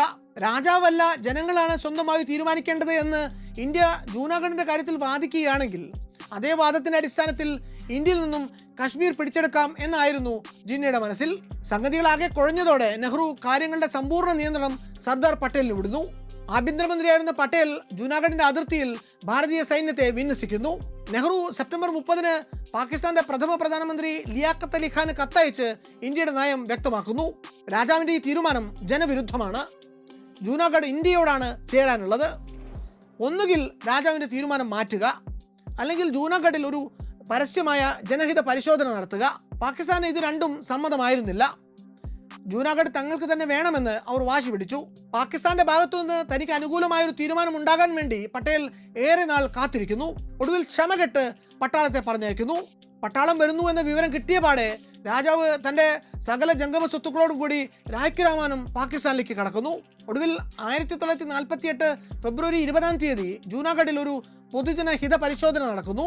ജൂനാഗഡിൽ അന്ന് 2 ലക്ഷത്തിൽ പരം രജിസ്റ്റേർഡ് വോട്ടർമാരുണ്ടായിരുന്നതിൽ ആകെ 91 പേർക്ക് മാത്രമാണ് ജൂനാഗഡ് പാകിസ്ഥാനിൽ ചേരണമെന്ന് അഭിപ്രായമുണ്ടായിരുന്നത്.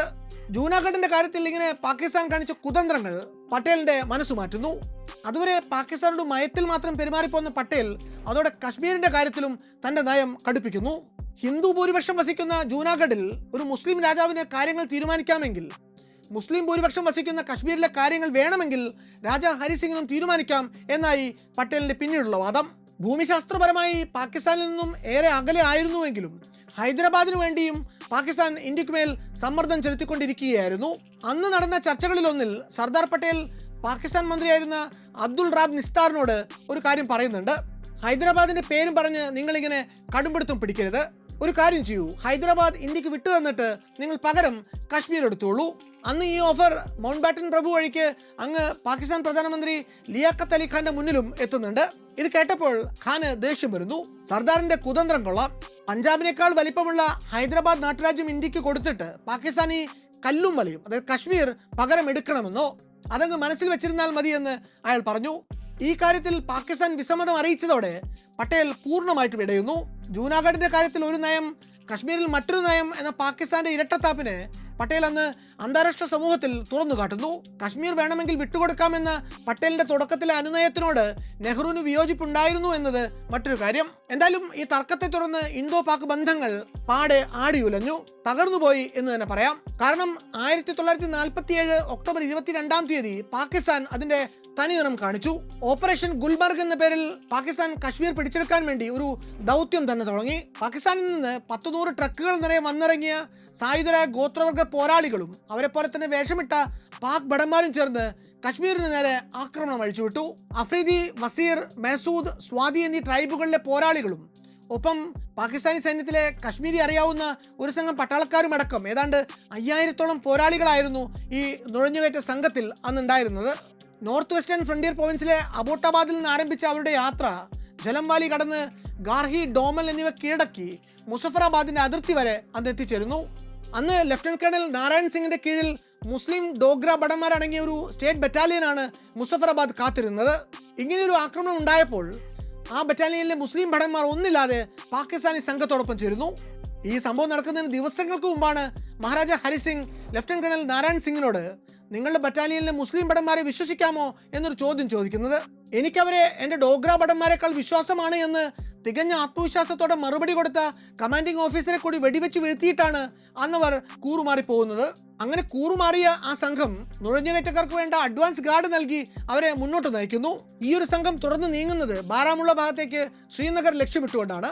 അവരുടെ ആദ്യത്തെ ലക്ഷ്യം ഉറിയായിരുന്നു.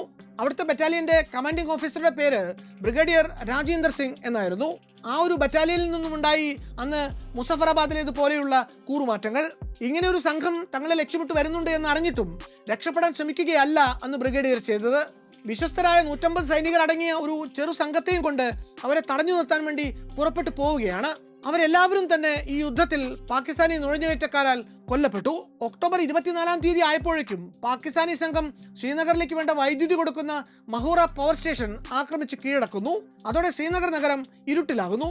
ഒക്ടോബർ 26 തീയതി ശ്രീനഗർ കീഴടക്കി അവിടുത്തെ പള്ളിയിൽ ഈദ് ആഘോഷിക്കും എന്നായിരുന്നു പാകിസ്ഥാന്റെ പ്രഖ്യാപനം. അതോടെ ഗത്യന്തരമിൽ നിന്ന് കാണുന്ന ഹരിസിംഗ് സർദാർ പട്ടേലിനോട് സഹായം അഭ്യർത്ഥിക്കുന്നു. ഹരിസിംഗിൽ നിന്ന് അഭ്യർത്ഥന വന്നതിന്റെ തൊട്ടടുത്ത ദിവസം ഗവർണർ ജനറൽ മൗണ്ട് ബാറ്റൻ പ്രഭുവിന്റെ അധ്യക്ഷതയിൽ ഡിഫൻസ് കമ്മിറ്റി കൂടുന്നു. കശ്മീർ ഇന്ത്യൻ യൂണിയനിൽ ലയിക്കാൻ തയ്യാറാവുന്ന പക്ഷം മഹാരാജ ഹരിസിംഗിന് വേണ്ട പടക്കോപ്പുകളും സൈനിക സഹായവും ഒക്കെ നൽകാൻ തീരുമാനമാകുന്നു. കാര്യങ്ങൾ പഠിച്ച് റിപ്പോർട്ട് ചെയ്യാനുള്ള ഉത്തരവാദിത്വം അന്ന് മലയാളിയായിട്ടുള്ള VP മേനോനെയാണ് ഏൽപ്പിക്കപ്പെടുന്നത്. അന്നേ ദിവസം തന്നെ മേനോൻ പ്രത്യേക സൈനിക വിമാനത്തിൽ കയറി ശ്രീനഗറിലെത്തി മഹാരാജ ഹരിസിംഗിനെ കണ്ട് സംസാരിക്കുന്നു. കശ്മീരിനെ ഇന്ത്യൻ യൂണിയന്റെ ഭാഗമാക്കാൻ അപ്പോഴേക്കും ഹരിസിംഗിന് പരിപൂർണ സമ്മതമായി കഴിഞ്ഞിരുന്നു. പാകിസ്ഥാന്റെ ഭാഗത്തു നിന്ന് ഇങ്ങനെയൊരു ചതി അദ്ദേഹം പ്രതീക്ഷിച്ചിരുന്നതേയില്ല. പാകിസ്ഥാനിൽ നിന്നുള്ള നുഴഞ്ഞുകയറ്റക്കാർ ബാരാമുള്ളവരെ എത്തിയിട്ടുണ്ട് എന്ന് അദ്ദേഹം മേനോനോട് പറയുന്നു.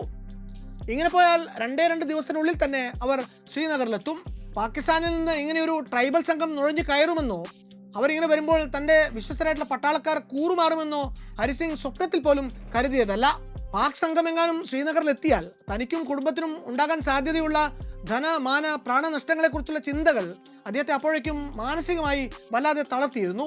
എത്രയും പെട്ടെന്ന് തന്നെ കുടുംബത്തെയും കൂട്ടി ജമ്മുവിലേക്ക് മാറാൻ മേനോൻ ഹരിസിംഗിനെ ഉപദേശിക്കുന്നു. അതിനുശേഷം 26 തീയതി രാവിലെ മേനോൻ തിരികെ ദില്ലിക്ക് വിമാനം കയറുന്നു. അവിടെ ഗവർണർ ജനറൽ മൗണ്ട് ബാറ്റൻ പ്രഭുവിനെ കണ്ട് കാര്യങ്ങൾ അറിയിക്കുന്നു. ഹരിസിംഗ് ഇൻസ്ട്രുമെന്റ് ഓഫ് ആക്സഷൻ ഒപ്പിട്ടാൽ മാത്രമേ ഇന്ത്യക്ക് സഹായിക്കാനാകൂ എന്നായിരുന്നു അദ്ദേഹത്തിന്റെ അഭിപ്രായം. ഒപ്പിടാൻ ഹരിസിംഗ് സന്നദ്ധത അറിയിച്ച കാര്യം മേനോൻ മൗണ്ട് ബാറ്റനെ അറിയിച്ചതോടെ സൈനിക നടപടിക്കുള്ള തടസ്സങ്ങളും നീങ്ങുന്നു. മേനോൻ അടുത്തതായിട്ട് നെഹ്റു, പട്ടേൽ അടക്കമുള്ള മറ്റു മന്ത്രിമാരെയും കൊണ്ട് അവരെ കൂടി വിവരങ്ങൾ ബോധിപ്പിക്കുന്നു. ഇങ്ങനെ ഡിഫൻസ് കമ്മിറ്റിയുടെ അപ്രൂവൽ കിട്ടിയ ശേഷം മേനോൻ വീണ്ടും തിരികെ ജമ്മുവിലേക്ക് പറക്കുന്നു. തലേന്ന് രാത്രി ശ്രീനഗറിൽ നിന്ന് കാറോടിച്ച് ജമ്മുവിലേക്ക് എത്തിയ മഹാരാജ ഹരിസിംഗ് അപ്പോൾ ഗാഠനിദ്രയിലാണ്. രാജാവിനെ വിളിച്ചുണർത്തി മേനോൻ ഡിഫൻസ് കമ്മിറ്റിയുടെ തീരുമാനം അറിയിക്കുന്നു. ആ നിമിഷം തന്നെ ഇന്ത്യൻ യൂണിയനിൽ ലയിക്കാൻ ഹരിസിംഗ് തയ്യാറായിരുന്നു. എന്നു മാത്രമല്ല തൻ്റെ ദൈന്യാവസ്ഥ വെളിപ്പെടുത്തിക്കൊണ്ടുള്ളൊരു കത്തും അദ്ദേഹം ഗവർണർ ജനറലിന് വേണ്ടി എഴുതി കൊടുക്കുന്നു. നാട്ടുരാജ്യങ്ങളുടെ ലയനത്തെക്കുറിച്ച് BP മേനോൻ എഴുതിയ story of the integration of the Indian States എന്ന പുസ്തകത്തിൽ ഈ ഒരു സന്ദർഭം വിവരിക്കുന്നുണ്ട്. തലേ ദിവസം മുഴുവൻ വണ്ടി ഓടിച്ച് ശ്രീനഗറിൽ നിന്ന് രാത്രി ഏറെ വൈകി ജമ്മുവിലെത്തി ഉറങ്ങാൻ തുടങ്ങുന്നതിന് തൊട്ടു മുമ്പ് മഹാരാജ ഹരിസിംഗ് തൻ്റെ ADCക്ക് കൊടുത്ത നിർദ്ദേശം ഇങ്ങനെയാണ്: നാളെ രാവിലെ VP മേനോൻ വരികയാണെങ്കിൽ എന്നെ വിളിക്കേണ്ട. അദ്ദേഹം വന്നിട്ടുണ്ടെങ്കിൽ അതിൻ്റെ അർത്ഥം ഇന്ത്യ കശ്മീരിനെ രക്ഷിക്കാൻ തയ്യാറാണ് എന്നാണ്. കുറച്ചു നേരം കൂടി സുഖമായിട്ട് ഉറങ്ങിയിട്ട് എഴുന്നേറ്റാലും തരക്കേടില്ല. അതല്ല, നേരം പുലർന്നിട്ടും ഇനി മേനോൻ എത്തിയിട്ടില്ല എന്നുണ്ടെങ്കിൽ എന്നെ എൻ്റെ ഉറക്കത്തിൽ തന്നെ വെടിവെച്ച് കൊന്നേക്കണം. എൻ്റെ നാട് അന്യാധീനപ്പെട്ടിട്ട് എനിക്ക് ജീവിക്കേണ്ട എന്ന്. എന്തായാലും മഹാരാജ ഹരിസിംഗ് ഇൻസ്ട്രുമെന്റ് ഓഫ് ആക്സഷനിൽ ഒപ്പിട്ട് കശ്മീർ ഇന്ത്യയുടെ ഭാഗമായ ആ നിമിഷം പാകിസ്ഥാന്റെ ഈ നുഴഞ്ഞുകയറ്റം ഇന്ത്യ എന്ന പരമാധികാര സ്വതന്ത്ര റിപ്പബ്ലിക്കിന് നേർക്കുള്ള കടന്നാക്രമണമായിട്ട് മാറി. ഇന്ത്യ തിരിച്ചടിക്കാൻ തയ്യാറായി. ഇന്ത്യൻ കരസേനയും വ്യോമസേനയും എല്ലാം ചേർന്ന് അതിശക്തമായ ഒരു പ്രത്യാക്രമണം തന്നെ നടത്തി. ശ്രീനഗറിലേക്കുള്ള പ്രയാണം ഉപേക്ഷിച്ച് പാക് നുഴഞ്ഞുകയറ്റക്കാർക്ക് ഇന്നത്തെ പാക് അധീന കശ്മീരിലേക്ക് ഒതുങ്ങേണ്ടി വന്നു. അപ്പോഴേക്കും ജിന്ന നെഹ്റുവിനെയും മൗണ്ട് ബാറ്റനെയും ഒക്കെ ലാഹോറിലേക്ക് ചർച്ചയ്ക്ക് ക്ഷണിക്കുന്നുണ്ട്. പക്ഷെ സർദാർ പട്ടേൽ അവരെ പോകാൻ അനുവദിച്ചില്ല. ആക്രമണം നടത്തിയത് അവരാണ്. ജിന്നയ്ക്കോ ലിയാഖത്ത് അലി ഖാനോ വല്ലതും ചർച്ച ചെയ്യണമെന്നുണ്ടെങ്കിൽ അവർ ഇങ്ങോട്ട് ദില്ലിയിലേക്ക് വരട്ടെ എന്ന് പട്ടേൽ പറഞ്ഞു.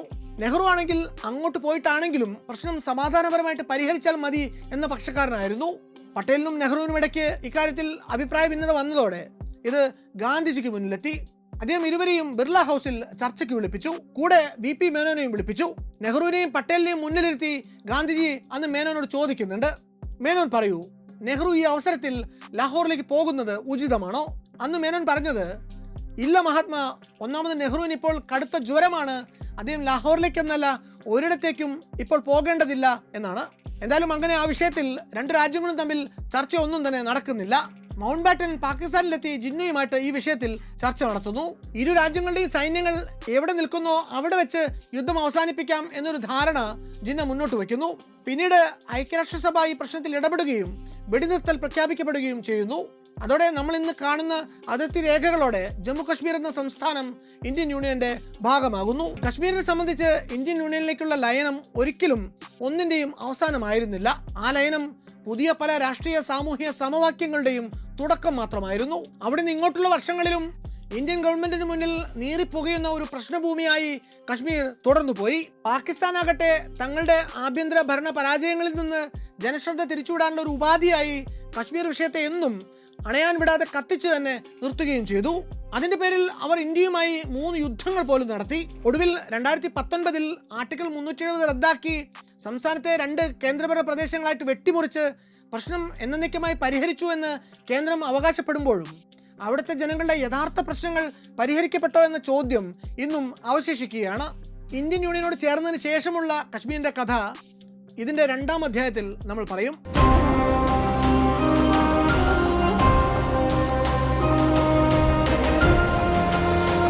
മറ്റു വല്ലാത്ത കഥയുമായി ഇനിയും വരാം.